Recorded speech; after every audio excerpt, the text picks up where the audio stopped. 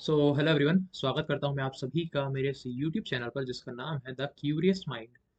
आज का जो हमारा टॉपिक रहेगा वो बायोलॉजी के रिगार्डिंग रहने वाला है, जिसमें हम लोग देखेंगे सर्कुलेटरी सिस्टम के बारे में, जो कि एक लाइफ प्रोसेस है। हमने दो स्टार्टिंग में लाइफ प्रोसेस देख ली हैं, जिसमें से एक हम लोग ने डिस्कस करा था रेस्पिरेटरी सिस्टम के बारे में, रेस्पिरेटरी सिस्टम के बारे में। और सेकंड थी digestive system, digestive system. Okay. Respiratory system में बॉडी का कौन सा मेन ऑर्गन परफॉर्म करता है, तो ये था आपका brain, spinal cord, nerves. Digestive system में हम लोग ने देखा था स्टमक था, स्टमक था, है ना, स्मॉल इंटेस्टाइन, लार्ज इंटेस्टाइन, ये सारा इसके बारे में हम लोग ने देख लिया था, पूरी एलिमेंट्री कैनाल के बारे में हम लोग ने देख लिया था। आज का जो हमारा टॉपिक रहने वाला है वो होगा सर्कुलेटरी सिस्टम के बारे में, और इसमें कौन सा ऑर्गन परफॉर्म करता है मेनली बॉडी में, तो ये होगा आपका हार्ट। ठीक है, हार्ट। तो बिना देरी करे हम लोग स्टार्ट करते हैं अपना वीडियो, और ये वीडियो खास करके एसएससी और यूपीएससी के स्टूडेंट्स के लिए बहुत ज़्यादा बेनिफिशियल होगा। तो चलिए हम अपना वीडियो स्टार्ट करते हैं। ये है आपका हार्ट, जो थोड़ा सा डार्क रेड कलर का होता है, ये चीज़ आपको पता होनी चाहिए। और ये कहाँ पर प्रेजेंट होता है, तो क्या ये बॉडी के लेफ्ट साइड में प्रेजेंट होता है, ये बॉडी के लेफ्ट साइड में प्रेजेंट होता है क्या, तो आंसर इज नो। तो क्या राइट साइड में होगा? राइट साइड में भी ये नहीं होगा। ये दोनों, ये जो लंग्स दिख रहे हैं आपको, इनके बीचों बीच प्रेजेंट होता है, मिडिल में प्रेजेंट होता है। लेकिन इसका जो झुकाव होगा वो थोड़ा सा लेफ्ट साइड की ओर होता है, इसलिए इसको लेफ्ट साइड में कंसीडर कर लिया जाता है, लेकिन ये लेफ्ट साइड में प्रेजेंट होता नहीं है। ठीक है, ये चीज़ क्लियर हो गई। अब ये जो लेफ्ट साइड में तो ये झुकाव हो गया इसका, ये ह्यूमंस में आपको पता होना चाहिए, जो मेल होते हैं और फीमेल होते हैं। मेल में एक एडल्ट में हार्ट का वजन कितना होगा, तो ये रफली होता है 300 ग्राम, और फीमेल में होता है 200 से लेकर 250 ग्राम, तो मतलब 250 ग्राम्स हम लोग इसको कंसीडर कर लेते हैं। और ये एक हाथ में आ जाए उतना ही छोटा होता है, ज़्यादा बड़ा नहीं होता। हार्ट का मेन काम क्या होता है, तो अगर कोई पूछे हार्ट काम क्या करता है हमारी बॉडी में, तो ये ब्लड को पंप करता है पूरी बॉडी में।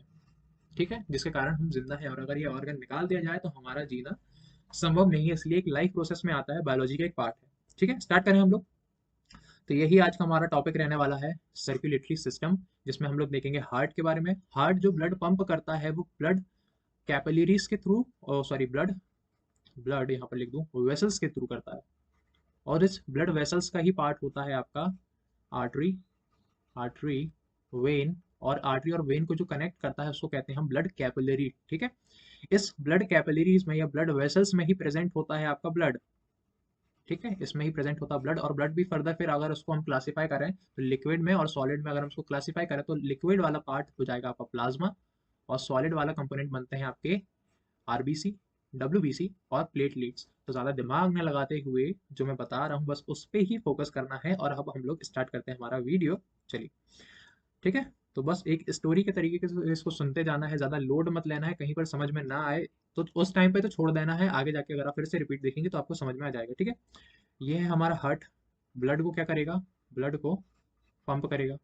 कहाँ पर ब्लड पंप करेगा, मतलब कहाँ कहाँ पर ब्लड पंप करेगा, तो डायरेक्ट ऐसा तो नहीं भी ये ब्लड पंप कर देगा और ये पूरी हमारी बॉडी में फैल जाएगा ब्लड, नहीं, ऐसा नहीं होगा। तो ये जो आपको दिख रही है रेड कलर की, ये जो दिख रही है आपको ब्लू कलर की, ये जो बहुत सारी आपको क्या दिख रही है, इनको बोला जाता है ब्लड वेसल्स, इनको बोला जाता है ब्लड वेसल्स। और अभी मैंने बताया कि ब्लड वेसल्स को अगर हम लोग क्लासीफाई करें तो ये होती है आपकी आर्टरी, आर्टरी, वेन्स, और इन्हीं आर्टरी वेन्स को जो कनेक्ट करती हैं बहुत सारी, उनको कहते हैं हम ब्लड कैपिलरीज। यहाँ पर आप देख सकते हैं, यहाँ पर डायग्राम में इसमें ये जो रेड वाली है, ये जो रेड वाली है इसको बोला जाता है आर्टरी, ब्लू वाली को बोल देते हैं हम लोग वेन, और जो इनको कनेक्ट कर रहा है, ये पूरा आपको जो जाल जैसा स्ट्रक्चर दिख रहा है इसको कहते हैं हम लोग कैपिलरीज। लोड नहीं लीजिएगा, और इस पूरे सिस्टम को हम लोग कहते हैं ब्लड वेसल्स। ठीक है, इस पूरे सिस्टम को हम लोग कहते हैं ब्लड वेसल्स। ठीक है, अब यहाँ पर एक चीज समझने वाली ये है कि अगर आपको ये दिख रही है जो आर्टरी है ये रेड कलर की है, और ये रियल में भी रेड कलर की ही होती है। ठीक है, ये जो वेन है ये आपको ब्लू कलर की दिख रही है, लेकिन ये रियल में, यहाँ पर मैं दूसरे कलर से लिख दूं, तो ये रियल में आपकी डार्क रेड कलर की होती है। ठीक है, इसको दिखाने के लिए ब्लू कलर में समझाया जाता है, वरना हम लोग कंफ्यूज हो सकते हैं रेड और डार्क रेड में। ठीक है, इसलिए इसको ब्लू कलर से शो करा जाता है, रियल में इसका कलर डार्क रेड होता है। ठीक है, और इन दोनों को कनेक्ट करते हैं हम लोग कैपिलरीज से। ठीक है, अब आर्टरी और वेन के बारे में हम लोग देख लें कि इन दोनों का फंक्शन क्या होता है हमारी बॉडी में। तो ये है आर्टरी और ये है वेन। सबसे पहले हम लोग आर्टरी के बारे में जानेंगे कि दोनों में डिफरेंस क्या होता है। आर्टरी में जो ब्लड होता है ये ब्लड ले जाती है तो सबसे पहले ये ब्लड ले जाती है, कहाँ से ले जाएगी? ये हार्ट से ब्लड ले जाएगी पूरी बॉडी में, और उस ब्लड में होगी ऑक्सीजन। मतलब ये कैसा ब्लड हुआ हमारा? तो ये ऑक्सीजनेटेड ब्लड हुआ। ठीक है। इसका उल्टा कौन करता है? वेन करती है। वेन ब्लड लाती है बॉडी से, कहाँ पर लाएगी? पूरे हार्ट में। ठीक है। और इसमें प्रेजेंट होता है कार्बन डाइऑक्साइड, मतलब कि ये एक इम्प्योर ब्लड है।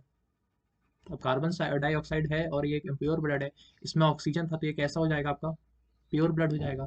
कार्बन डाइऑक्साइड है तो ये डीऑक्सीजनेटेड ब्लड हो जाएगा, डीऑक्सीजनेटेड ब्लड हो जाएगा। ठीक है। कहाँ से लाएगी? बॉडी से पूरे हार्ट में लाएगी। इतनी चीज क्लियर हो गई।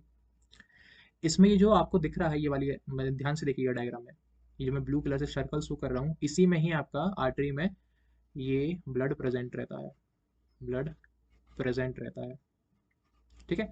अब इतनी सी जगह में, इतने से सर्कल में, ये जो बहुत स्मॉल एरिया में आपका ब्लड प्रेजेंट है, तो ये इसकी जो वॉल है इतनी ज़्यादा थिक क्यों है ना? इसकी ये जो वॉल है इतनी ज़्यादा थिक क्यों है? आपने कभी सोचा है? इसका एक रीज़न होता है कि जो आर्टरी होती है ब्लड ले जाती है हार्ट से बॉडी में, इसलिए इसका जो प्रेशर होता है, इसलिए इसका जो प्रेशर होता है, क्योंकि हार्ट पंप ही इतनी ज़ोर से करता है कि इसका जो प्रेशर होता है वो बहुत ज़्यादा हाई होता है, और ये जो आउटर वॉल है ये फट ना जाए कहीं पर, इसलिए ये वॉल बहुत ज़्यादा थिक होती है, मोटी होती है। ठीक है। इसके अपोजिट में जो वेन रहती है, जो ब्लड लाती है, इसका जो प्रेशर लेता है वो बहुत ज़्यादा लो रहता है, इसलिए इसके फटने के चांसेस कम रहते हैं, और इसकी जो आउटर कवरिंग वॉल है ये थिन होती है।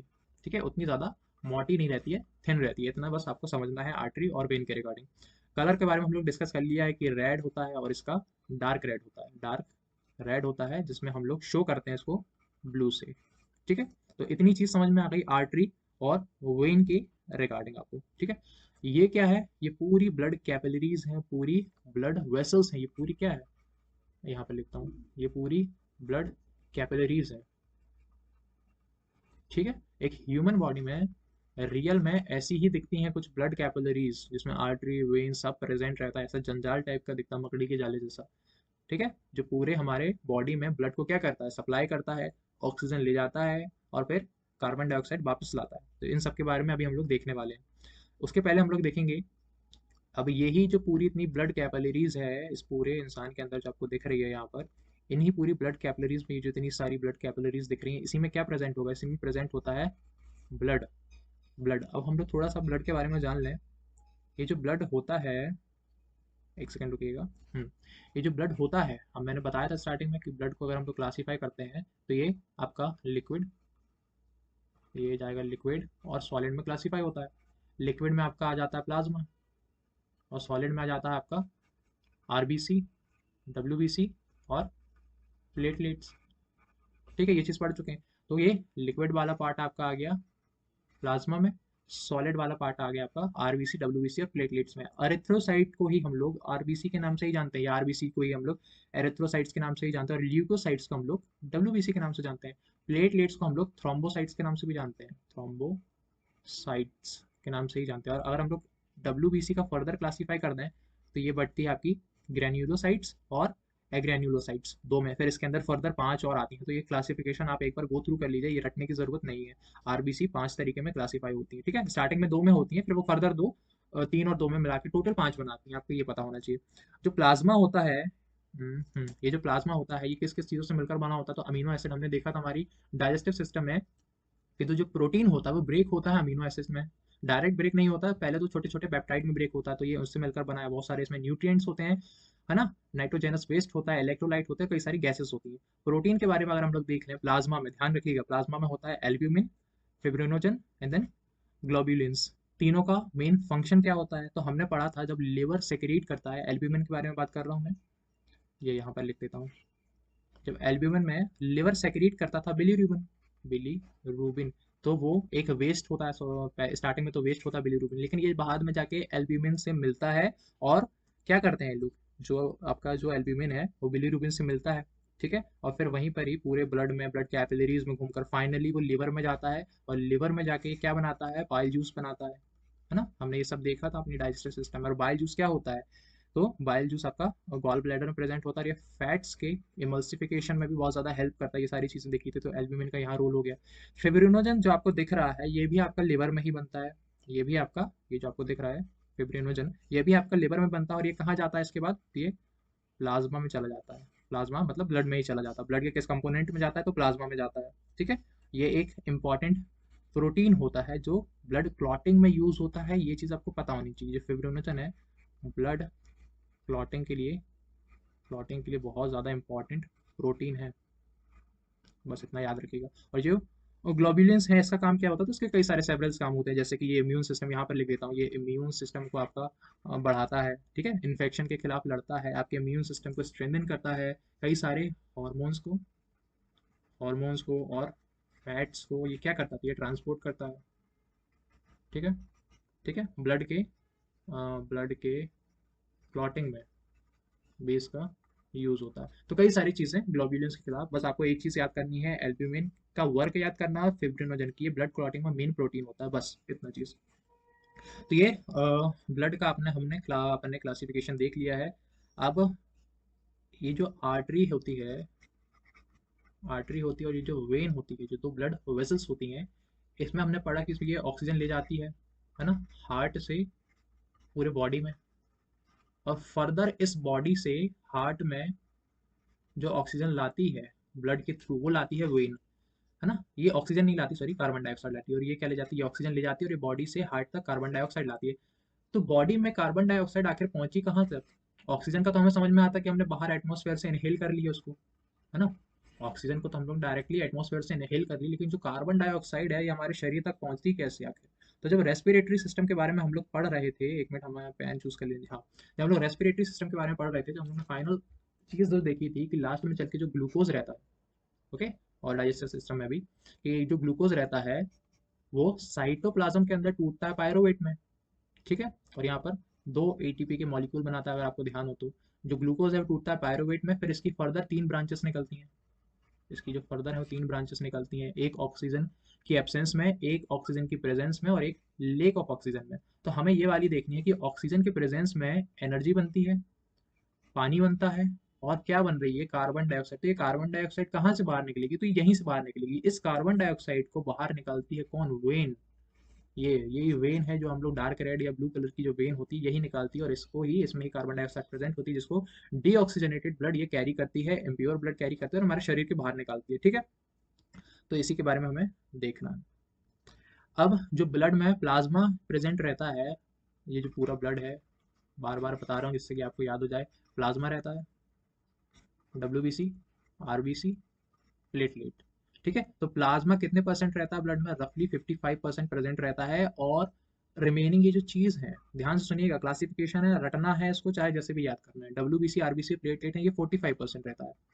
ठीक है, अब ये जो प्लाज्मा है जो 55% है, इसमें से भी अगर हम इसको 100% कंसीडर कर लेते हैं, तो इसमें भी लगभग 90 से 92% आपका वाटर होता है, और रिमेनिंग जो बच गया, रिमेनिंग उसमें होते हैं आपके हॉर्मोन्स, उसमें आके हॉर्मोन्स, प्रोटीन, ये सब होते हैं। ठीक है, रिमेनिंग 8% में, इसमें ये जो 45% है, अगर इसको हम लोग 100% कंसीडर करते हैं, तो इसके इसके 90, लगभग 90% में ही सिर्फ RBC प्रेजेंट होता है। यहाँ से आप देख सकते हैं कि 45% रिमेनिंग था, 55 में तो टूट गया, रिमेनिंग 45% में से 44 मान लीजिए इसको।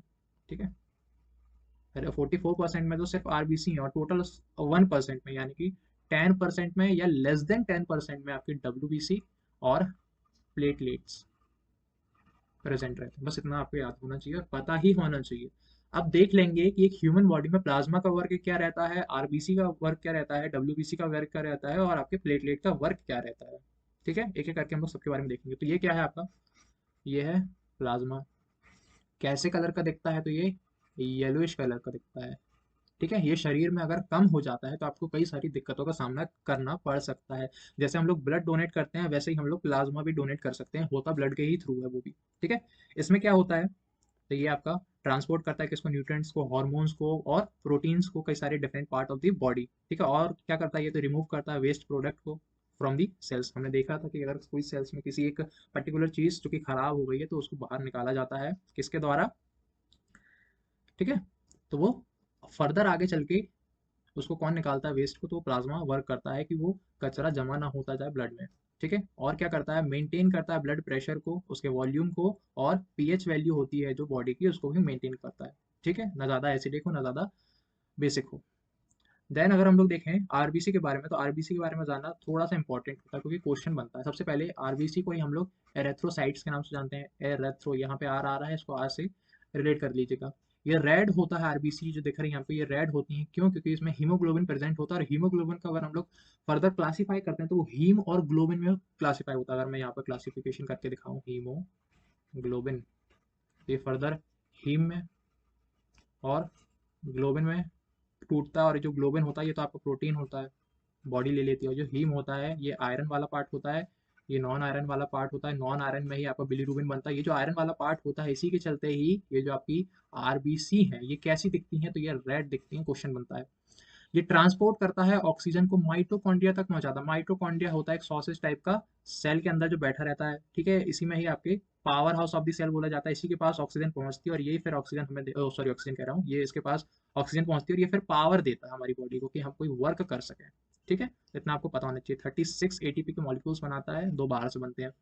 जो आरबीसी होती है ये किस, आपको ये कैसे शेप की दिख रही है? तो थोड़े से बाइकॉनकेव डिस्क शेप की चपटी हुई जैसी दिख रही है थोड़ी सी।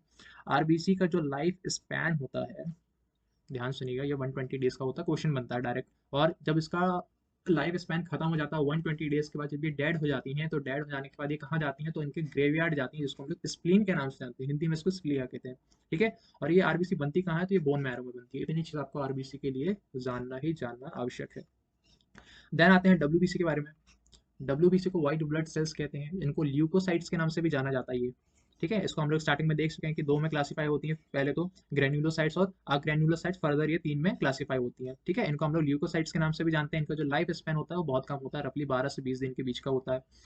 ये क्या करती हैं? तो ये हमारे बॉडी में जो इन्फेक्शन हो जाता है कहीं पर, उससे लड़ने का काम करती है। इम्यून सिस्टम को बेसिकली ऊपर करती हैं कि भाई आप अच्छे से ताकतवर रहो, जिसमें कोई भी बीमारी आपको आके आपके शरीर को आके घेर ना ले। तो डब्ल्यूबीसी का ये काम होता है।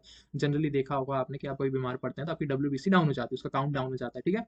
इन्फेक्शन से बचाती है। इसका कोई ऐसा शेप नहीं होता है, इरेगुलर टाइप के शेप की होती है। और ये भी कहाँ बनती है? तो ये भी आपके बोन मैरो में ही बनती है, ठीक है।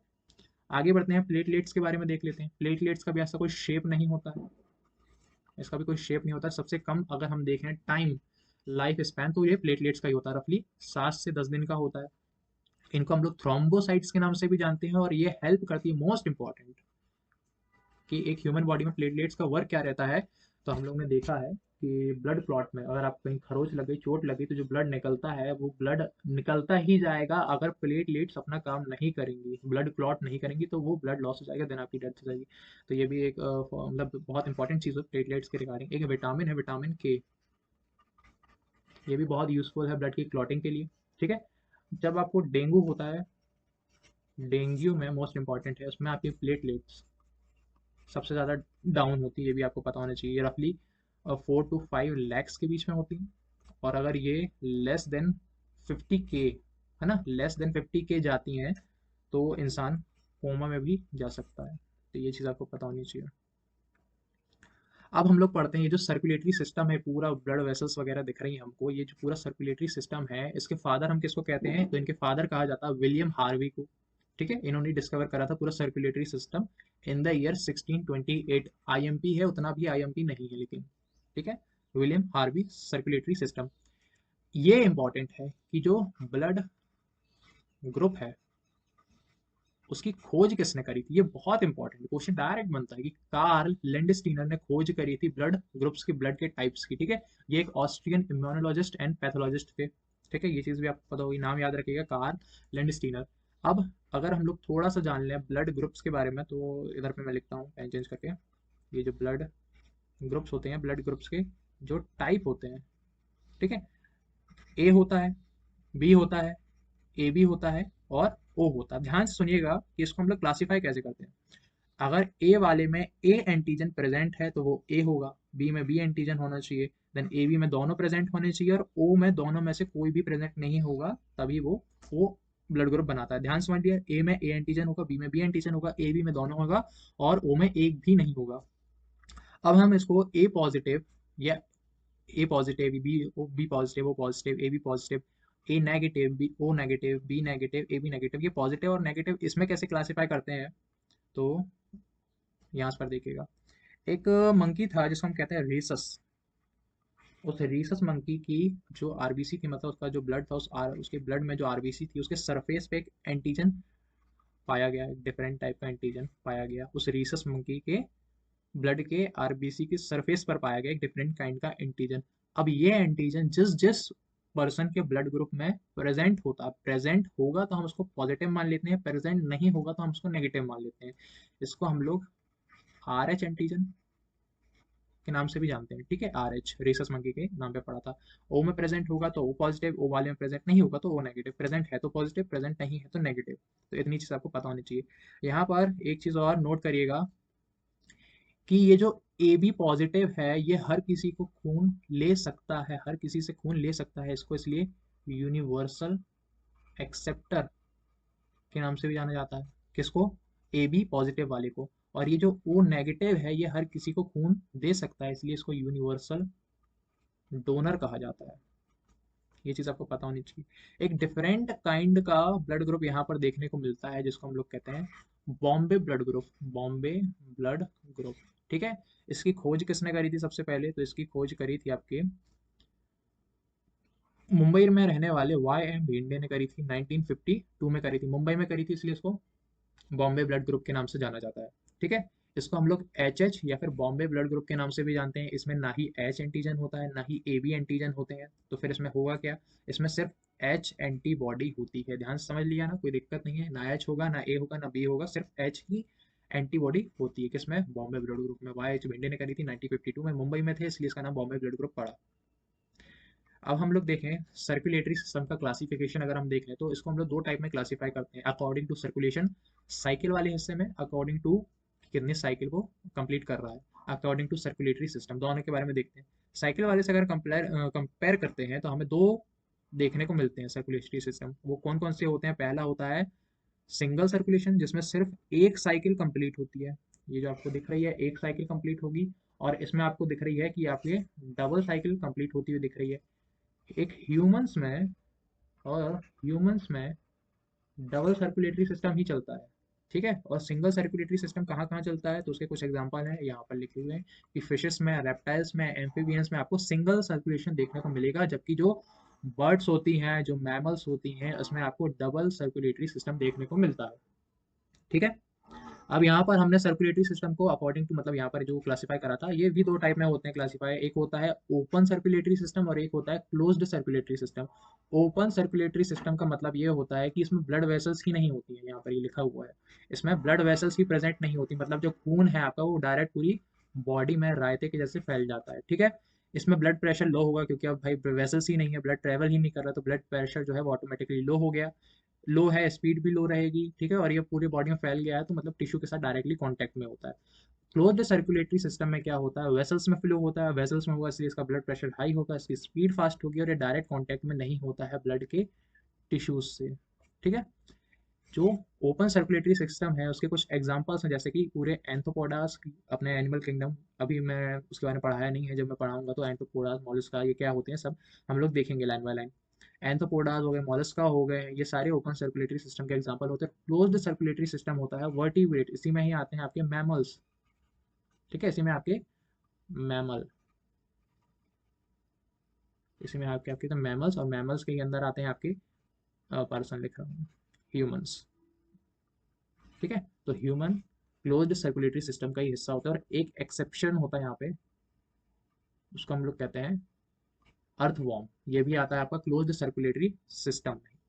तो चलिए अब हम हमारी फाइनल क्लास, अभी स्टार्टिंग में हम लोग ने हार्ट के बारे में जान लिया, अब हम लोग प्रोसेस जानेंगे कि एक्चुअल प्रोसेस होती क्या है हार्ट की, ये ब्लड को लेके कैसे जाता है और लाता कैसे है वापस, तो उसके बारे में हम लोग शुरू करते हैं फाइनली, उसके बारे में पढ़ते हैं, स्टार्ट करते हैं। और आपको एक चीज़ और पता होनी चाहिए यहाँ पर कि जैसे अगर कोई लेडी प्रेग्नेंट है ना, तो जो बेबी होता है वॉम्ब में वो सबसे पहले फेटस होता है, उसको फेटस के नाम जानते हैं क्योंकि वो उतना ज़्यादा डेवलप नहीं हुआ जाता, बहुत छोटा सा रहता है। रफली 2 हफ्ते के बाद, आफ्टर 2 वीक्स, वो डेवलप होना स्टार्ट हो जाता है, फेटस बेबी का रूप लेने लगता है। तो यहाँ पर जो 3 लेयर्स होती हैं उसकी, वो ग्रो करने में बहुत ज़्यादा हेल्प करती हैं उसकी। एक होती है एक्टोडर्म, एक होती है मेसोडर्म, और एक होती है एंडोडर्म। जो आपका हार्ट होता है वो मेसोडर्म में ही डेवलप होता है, ये चीज़ भी आपको पता होनी चाहिए, लगभग 2 हफ्ते के बाद, ठीक है, 20 से 25 दिन के बीच में। मेसोडर्म में ही प्रेजेंट होता है। ये जो मेसोडर्म है वो एक्टोडर्म और एंडोडर्म के बीच वाली लेयर होती है, मिडिल लेयर होती है, ये भी चीज़ आपको पता होनी चाहिए, ठीक है। एक्टोडर्म, मेसोडर्म, एंडोडर्म, और जो हार्ट है आपको बीच वाली लेयर मेसोडर्म में बनता है। हाँ, ये क्या होता है, ये मशीन क्या दिख रही है आपको, तो इसको बोलते हैं स्फिग्मोमैनोमीटर, इसको बोला जाता है, इस मशीन को बोला जाता है स्फिग्मोमैनोमीटर। मतलब जनरली अगर हम लोग समझे तो ये एक बीपी मशीन है, बीपी नापने की मशीन है कि आपका बीपी ब्लड प्रेशर है कितना, है ना। तो ये 3 लेयर्स होती हैं इसमें, कभी भी अगर आपने कहीं देखा होगा ये बीपी नापने की मशीन में, तो सबसे ऊपर कुछ अलग दिखाता है, नीचे कुछ अलग दिखाता है, एंड देन उसके नीचे भी कुछ अलग ही दिखाता है। तो सबसे नीचे आपकी पल्स दिखाता है, पल्स दिखाता है, और पल्स को हम लोग नापते किस मतलब किस चीज़ से मेजर करते हैं, तो वो स्टैथोस्कोप से भी हम लोग मेजर कर सकते हैं। ये जो ऊपर दिखाता है इसको हम लोग कहते हैं सिस्टोलिक, और जो नीचे दिखाता है उसको हम लोग कहते हैं डायस्टोलिक, ठीक है। सिस्टोलिक मतलब 120 mmHg से अगर आपकी वैल्यू का काउंट ऊपर आ रहा है मतलब आपको हाई बीपी है, हाई बीपी है। और डायस्टोलिक मतलब कि 80 से नीचे जा रहा है तो आपको लो बीपी है। मतलब क्या हुआ, मतलब आप ये ऐसे समझ सकते हैं, जैसे आपका हार्ट, जब भी आपने कभी अपने हार्ट की आवाज़ सुनी होगी तो वो लब डब साउंड प्रेजेंट करता है, लब डब इस टाइप का होता है, ठीक है। ये होती है आपकी ब्लड वेसल्स, और ये आपका होता है हैंड, मान के चलिए।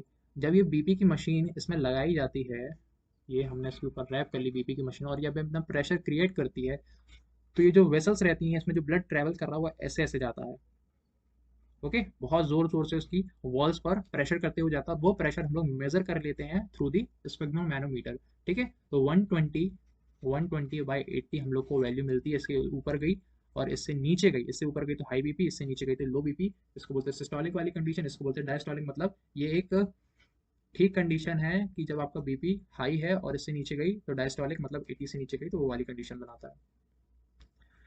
अब जो हार्ट रहता है, दूसरे पेन से समझाना पड़ेगा।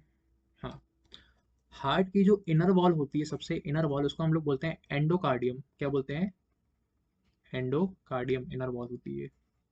जो इसकी मिडल वाली वॉल होती है, ये जो इतनी बड़ी मोटी सी आपको वॉल दिख रही है, इसको बोलते हैं हम लोग मायोकार्डियम, ठीक है। मिडिल होती है और थिक होती है, ठीक है। इसके बाद वाली जो वॉल होती है उसको हम लोग बोलते हैं एपिकार्डियम, ठीक है। जो इनर वॉल होती है उसको हम लोग बोलते हैं एंडोकार्डियम, मिडिल वाली को बोलते हैं मायोकार्डियम, और उसके बाद वाली वॉल होती है उसको हम लोग बोलते हैं एपिकार्डियम। और ये जो एपिकार्डियम है, ये जो आपको 3 वॉल दिख रही हैं, इनको हम लोग बोलते हैं पेरिकार्डियम। इसी का ही हिस्सा होती है, ज़्यादा जानने की ज़रूरत नहीं है, ठीक है। सबसे पहली एंडोकार्डियम, मायोकार्डियम, एपिकार्डियम, और ये जो एपिकार्डियम है ये पेरिकार्डियम का ही हिस्सा होती है। अब आपको सब में एक वर्ड सुनाई दे रहा है कार्डियम या कार्डिया, ये रूट वर्ड होता है किसका, हार्ट का, ठीक है। कार्डियस कोई भी शब्द सुनाई देता तो आप समझ जाइएगा कि वो एक रूट वर्ड है हार्ट का, मतलब हार्ट के ही बारे में बात हो रही है ना। एक किसी इंसान को हार्ट अटैक आता है, हार्ट अटैक, है ना, उसको हम लोग बोलते हैं कार्डियक अरेस्ट के नाम से भी, कार्डियक अरेस्ट, ठीक है। दोनों सेम ही होते हैं, बस थोड़ा सा डिफरेंस ये होता है कि हार्ट अटैक में आपके पास 1 से 2 से लगभग मैक्स टू मैक्स 3 मिनट होते हैं कि आप सरवाइव कर जाओ, अगर कोई आपके चेस्ट को प्रेस करते हैं एग्जैक्ट समय पर, एग्जैक्ट टाइम पर, मैनुअली। और कार्डियक अरेस्ट में आपके पास कोई चांस नहीं होता है, अगर आप गिरे फॉल करें फिर कोई चांस नहीं है। तो थोड़े थोड़े सिमिलर होते हैं बस, ठीक है। अब जो मेन होता है ये हमारा हार्ट है। अगर हम इसको क्लासीफाई करते हैं, जो ह्यूमन हार्ट हमने पढ़ा कि वो एक क्लोज्ड सर्कुलेटरी सिस्टम का होता है, और इसमें कितने चैम्बर्स होते हैं, तो इसमें 4 चैम्बर्स होते हैं, इसमें 4 चैम्बर्स होते हैं। वो 4 चैम्बर्स होते हैं, ऊपर वाले 2 को हम लोग कहते हैं ऑट्रियम, ध्यान से सुनिएगा, और नीचे वाले 2 को हम लोग कहते हैं वेंट्रिकल्स, ठीक है। ऊपर वाले 2 को हम लोग कहते हैं ऑट्रियम, नीचे वाले 2 को हम लोग कहते हैं वेंट्रिकल्स। ये है आपका लेफ्ट साइड, तो ये होगा ऑटोमेटिकली राइट साइड, ये हो जाएगा लेफ्ट साइड, और ये ऑटोमेटिकली हो जाएगा राइट साइड, ठीक है। Left atrium, right atrium, left ventricle, right ventricle, ये 4 चैम्बर्स होते हैं ह्यूमंस में। आपको बहुत इंपॉर्टेंट है कि याद रहना चाहिए ये चीज़ है, ठीक है। इसी ह्यूमन हार्ट में अब ये इंपॉर्टेंट चीज़ है, ये यहाँ पर, ये जो राइट ऑट्रियम है इसी में ही आपका प्रेजेंट रहता है क्या, ऐसे नोड और एवी नोड। अब ये ऐसे नोड और एवी नोड ये होते क्या है, तो ऐसे नोड को हम लोग कहते हैं साइनोट्रियल नोड, जिसका काम क्या रहता है, ये नेचुरल, ध्यान सुनिएगा, ये नेचुरल पेसमेकर होता है। मतलब धक धक जो आपका दिल करता है और जो पल्स इसको आगे पहुंचाता है, बीपी मतलब ब्लड को सर्कुलेट करता है, कमांड देता है, जो मेन कमांड देता है वो यही देता है ना। अगर मैं यहाँ पर लिख दूं कि जो मेन कमांड देता है वो कौन देता है, तो ऐसे नोट देता है, और ये एक नेचुरल पेसमेकर होता है। ठीक है। एक जब आपका हार्ट फेल करता है, कभी भी आपने सुना होगा, तो एक आर्टिफिशियल पेसमेकर भी लगाया जाता है। ठीक है, आर्टिफिशियल पेसमेकर मेकर भी लगाया जाता है, ये चीज़ भी आपको पता होगी। देन इसके बाद आता है एवी नोड, जो ऐसे नोड से जो कमांड हुई वो एवी नोड अपने से पास कर देगा, और इसको हम लोग गेट कीपर के नाम से भी जानते हैं। ठीक है, इसका पूरा नाम होता है एट्रियो वेंट्रिकुलर नोड। ठीक है। इसके बाद आता है बंडल ऑफ हिस। ये जो बंडल ऑफ हिस है या bundle of H I S है, ये कहाँ पर प्रेजेंट होता है, तो ये यहाँ पर प्रेजेंट होता है, और इसका जो काम कहाँ पर प्रेजेंट होता है, ये यहाँ पर। ठीक है, और ये सेपरेट करता है राइट वेंट्रिकल को लेफ्ट वेंट्रिकल से। इसका जो काम रहता है, इसको atrioventricular bundle that transmit electrical impulses, जो आ रही हैं कहाँ से, सबसे पहले आई ऐसे से, फिर आई ए बी से, और उसके बाद कहाँ पर पहुंचेगी, वो तो बंडल ऑफ हिस में पहुंचेगी। ये इसको फर्दर पहुंचाएगा, ट्रांसमिट करेगा किसके पास, A V node to the ventricles, उस साइड वाली वेंट्रिकल्स। ठीक है, तो ये यहाँ पर ये इतनी चीज़ें क्लियर हो गई हैं। अब मेन इस टॉपिक है जो हमारा, उसकी हम लोग वर्किंग समझेंगे। फाइनली वर्किंग पे आते हैं, और वर्किंग बहुत इंपॉर्टेंट है, वर्किंग को बिना समझे मत जाइएगा। ठीक है, वर्किंग के बारे में समझते हैं हम लोग। तो होता कुछ यूँ है, एक सेकेंड रुकेगा। जो हमारी पूरी ह्यूमन बॉडी होती है, उसमें जो कार्बन डाइऑक्साइड होती है, सबसे पहले हम लोग थोड़ा सा यहाँ पर फंक्शन जानने की, ये चार सेक्शंस में बढ़ गया, चार चैम्बर्स में बढ़ गया। एक को हम बोलते हैं right atrium, left ventricle, right ventricle. ठीक है। इसके बाद ये जो आपको नोड दिख रहा है, ये जो गेट दिख रहा है, इसको क्या बोलते हैं, तो इसको हम लोग बोलते हैं ट्राई कैस्पेड वॉल्व। इसको हम लोग बोलते हैं ट्राई कैस्पेड वॉल्व, ध्यान रखिएगा। ठीक है, और ये वाला जो वॉल्व दिख रहा है, ये वाला, इसको बोलते हैं मिट्रल वॉल्व, इसको बोलते हैं मिट्रल वॉल्व, और इसको हम लोग बाई कस्पेड वॉल्व के नाम से भी जानते हैं। ठीक है, इसी मिट्रल वॉल्व को हम लोग बाई कस्पेड वॉल्व के नाम से भी जानते हैं। आपको एक चीज ये दिख रही होगी, ठीक है, इसको बोलते हैं ऑर्टा। ये लार्जेस्ट आर्टरी होती है इन ह्यूमन बॉडी, लार्जेस्ट। ठीक है, और यहाँ पर आपको दिख रही है ये, एक ये वाली और एक ये वाली, वेना कावा, वेना कावा, ये लार्जेस्ट वेन होती है एक ह्यूमन बॉडी में। ठीक है, बहुत सारी वेन्स होती हैं, वो कनेक्ट हो जाती हैं किससे, सुपीरियर वेना कावा से और इंफीरियर वेना कावा से, और ये लार्जेस्ट वेन बनाती हैं। ठीक है, लार्जेस्ट आर्टरी होती है ऑर्टा, और लार्जेस्ट वेन होती है वेना कावा। इतनी चीज आपको पता होनी चाहिए। बस एक सेकेंड और रुकिएगा, यहाँ पर मैं इसको रफ कर देता हूँ। एक चीज़ और समझानी है, समझा ही रहे तो अच्छे से ही समझा लेते हैं। ठीक है, अब हम जब देख ही रहे हैं तो यहाँ पर एक चीज़ और देख लेंगे कि सबसे पहले हम लोग ने आर्टरी के बारे में देखा, आर्टरी के बारे में देखा, देन वेन के बारे में देखा। यहाँ पर दो एक्सेप्शन होते हैं आर्टरी और वेन में, जिसको हम लोग कहते हैं पल्मोनरी आर्टरी, और एक और होता है जिसको हम लोग कहते हैं pulmonary vein.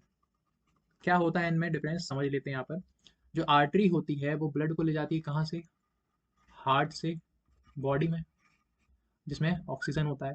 Then when body की से कार्बन डाइऑक्साइड को लाती है, बॉडी से कहाँ लाती है, तो ये लाएगी आपके हार्ट पर। ठीक है, जो पल्मोनरी आर्टरी होती है, जो आर्टरी होती है वो तो ऑक्सीजन ला रही थी, लेकिन जो पल्मोनरी आर्टरी होती है ये कार्बन डाइऑक्साइड ट्रांसमिट करती है, और जो पल्मोनरी वेन होती है ये ऑक्सीजन ट्रांसमिट करती है। बस ये एक्सेप्शन हो जाते हैं आपके, ठीक है, आर्टरी और वेन्स के। तो ये चीज़ अगर आपको समझ में आ गई, आपको वर्किंग समझने में मात्र 1 मिनट का समय लगना है। ठीक है, स्टार्ट करें हम लोग। तो जो आपके upper part of the body से जो कार्बन डाइऑक्साइड है, वो सबसे पहले जो आती है कहाँ से आएगी, वो सुपीरियर वेना कावा से आएगी, यहाँ से। ठीक है, क्या आएगा, CO2 आएगी, मतलब वेन के थ्रू आएगी। और नीचे वाले पार्ट से, बॉडी के इन्फीरियर वेना कावा से आएगा, और ये इधर से आएगा आपका डीऑक्सीजनेटेड ब्लड, और ये इधर से आएगा। कहाँ पर प्रेजेंट हो जाएगा ये, राइट ऑट्रियम में प्रेजेंट हो जाएगा पूरा कार्बन डाइऑक्साइड वाला ब्लड, इम्प्योर ब्लड। ठीक है, फिर ये जो आपका गेटवे दिख रहा है, ये जो आपको गेटवे, दूसरे पेन से समझाता हूँ, एक सेकंड रुकिएगा। ये जो आपको गेटवे दिख रहा है, ये खुलेगा, जिसको हम लोग कहते हैं ट्राइक एस्पिड वॉल्व, और ये जो पूरा इम्प्योर ब्लड है वो कहाँ पर आ जाएगा, तो वो राइट वेंट्रिकल वाले चैम्बर में जाएगा। इतनी चीज समझ में आई। राइट वेंट्रिकल वाले चैम्बर में आने के बाद ये वाला गेट खुलेगा, ये वाला वॉल्व खुलेगा, जिसको हम लोग कहते हैं पल्मोनरी वॉल्व। याद रखने की जरूरत नहीं है इसके बाद ये जो राइट वेंट्रिकल खुलेगा और ये पूरा इम्प्योर ब्लड इसमें चला जाएगा, जिसको हम लोग कहते हैं पल्मोनरी आर्टरी। अभी हम लोग ने देखा कि पल्मोनरी आर्टरी जो होती है वो एक्सेप्शन होती है और ये कार्बन डाइऑक्साइड वाले ब्लड को ले जाती है, मतलब इम्प्योर ब्लड को ले जा रही है। अब ये इम्प्योर ब्लड को ले जाती कहाँ पर है वो भी हम लोग देख लेते हैं। तो ये इम्प्योर ब्लड को दूसरे पेन से समझाता हूँ। ये पूरा जो इम्प्योर, ये सबसे पहले यहाँ से आया इम्प्योर ब्लड, आया आया ये फर्स्ट चैम्बर में मिला, देन वॉल्व खुले सेकंड चैम्बर में आया, देन इसके थ्रू, ये वाली वॉल्व के थ्रू अब हम लोग कहाँ जा रहे हैं, तो ये जाएगा पूरा इम्प्योर ब्लड लंग्स में जाएगा। ये जो कार्बन डाइऑक्साइड वाला ब्लड है, इम्प्योर ब्लड है, ये लंग्स में जाएगा। और हम लोग ने देखा था कि लंग्स के क्लासिफिकेशन में जो हमारे रेस्पिरेटरी सिस्टम थे लास्ट में प्रेजेंट होता है एल्वियोली या एल्विलाई। इसमें ही क्या होता है आपका डिफ्यूजन होता है, डिफ्यूजन होता है और जो कार्बन डाइऑक्साइड होती है ऑक्सीजन का यहाँ पर चेंज हो जाता है, मतलब गैसेस का एक्सचेंज हो जाता है। तो ये कार्बन डाइऑक्साइड लंग्स को दे देगी और लंग्स इसको वापस क्या दे देगा, तो ऑक्सीजन दे देगा। इतनी चीज़ आपको पता होनी चाहिए, ठीक है। ये ऑक्सीजन इसको यहाँ से मिल गया, अब ये ऑक्सीजन का क्या करेगा, तो ये ऑक्सीजन को वापस भेज देगा, किस में भेज देगा, तो ये रेड वाली जो आपको आर्टरी वाली जो आपको ये दिख रही है यहाँ से, ये यहाँ से आ जाएगी वापस, ठीक है। जिसमें क्या प्रेजेंट होगा, तो जिसमें ऑक्सीजन प्रेजेंट होगा। और ये ऑक्सीजन कहाँ चला जाएगा, तो ये इस वाले चैम्बर में आएगा, लेफ्ट ऑट्रियम में आएगा, ठीक है। किस में आएगा, लेफ्ट ऑट्रियम में आएगा। ये एक प्योर ब्लड होगा। और इसके बाद आने के बाद ये वाला जो वॉल्व दिख रहा है आपको, जिसको हम लोग कहते हैं मिट्रल वॉल्व या बाइकैस्पिड वॉल्व, ये खुलेगा और यहाँ से जो प्योर ब्लड है वो वापस कहाँ पर आएगा, तो यहाँ पर आएगा लेफ्ट वेंट्रिकल में, जो कि फोर्थ चैम्बर है, ऐसा हम लोग कह लेते हैं क्योंकि ये प्रोसेस चल रही first second third fourth. Left ventricle में आने के बाद ये प्योर ब्लड कहाँ से जाएगा, यहाँ से जाएगा, ध्यान से देखिएगा, यहाँ से जाएगा, ठीक है। इस वाली से जाएगा, जिसको ये ऑटा से जाएगा, जो लार्जेस्ट आर्टरी है। और यहाँ से फिर छोटी छोटी आर्टरीज में बढ़ जाएगा और पूरे शरीर में। ये आया कहाँ से था, यहाँ से आया था ब्लड में, इस चैम्बर में आया था, देन यहाँ से गेट खुले, इस चैम्बर में आया, देन ऑटा के थ्रू, ये ऑटा के थ्रू कहाँ चला गया, पूरे बॉडी में चला गया ये प्योर ब्लड, ठीक है। प्योर ब्लड पूरे बॉडी में चला गया। फिर यहाँ पर क्या हुआ, उसने माइटोकॉन्ड्रिया को दे दिया वो प्योर ब्लड, मतलब माइटोकॉन्ड्रिया को क्या मिल गई, ऑक्सीजन। माइटोकॉन्ड्रिया ने क्या वापस दे दिया, कार्बन डाइऑक्साइड वापस दे दिया। फिर वो कार्बन डाइऑक्साइड उठाएगी, कौन उठाएगी, वेना कावा उठाएगी, ठीक है। तो लार्जेस्ट वेन है, और फिर वो लाएगी यहाँ पर, then first chamber second chamber, और ये लाइफ की जो प्रोसेस है वो हमारी चलती जाएगी। तो इतनी चीज़ आपको पता होनी चाहिए, यही एक प्रोसेस रहती है। जो ह्यूमन हार्ट है वो 72 टाइम्स लगभग लगभग बीट करता है, धड़कता है, ठीक है। 72 टाइम बीट्स करता है। और उसको स्थेटोस्कोप की हेल्प से, सॉरी, स्थेटोस्कोप की हेल्प से हम लोग मेजर करते हैं, ठीक है। और स्पेग्मा मैनोमीटर की हेल्प से हम लोग बीपी को मेजर करते हैं। एक चीज़ आपने अगर सुनी होगी कि ईसीजी के बारे में, है ना, इलेक्ट्रोकार्डियोग्राफी एक प्रोसेस होती है जिसके थ्रू आपके हार्ट बीट मेजर करी जाती है, जिसका ग्राफ अगर आपने कभी देखा होगा तो वो एस टाइप का निकल के आता है, ठीक है। इलेक्ट्रोकार्डियोग्राफी के हेल्प से भी होता है। और इसको बोला क्या जाता है, तो उसको बोला जाता है इलेक्ट्रोकार्डियोग्राम बोला जाता है। और ये किसकी हेल्प से होता है, तो ये इलेक्ट्रोकार्डियोग्राफी की हेल्प से होता है, ठीक है। तो इतनी चीज़ खत्म हो गई, ये हमारा थर्ड लाइफ प्रोसेस थी जिसके बारे में हम लोग ने डिस्कस कर लिया यहाँ पर। आई होप अगर आपको वीडियो पसंद आया, कुछ नॉलेज गेन हो रहा है, तो आप एक लाइक कर सकते हैं, और अगर नहीं पसंद आया तो डिसलाइक भी कर सकते हैं, और अपना कमेंट कर सकते हैं कि इसमें आपको क्या चीज़ पसंद आई, क्या चीज़ पसंद नहीं आई है, और अगर कुछ सुधार की गुंजाइश हो तो भी आप एक कमेंट कर सकते हैं। थैंक यू वीडियो देखने के लिए।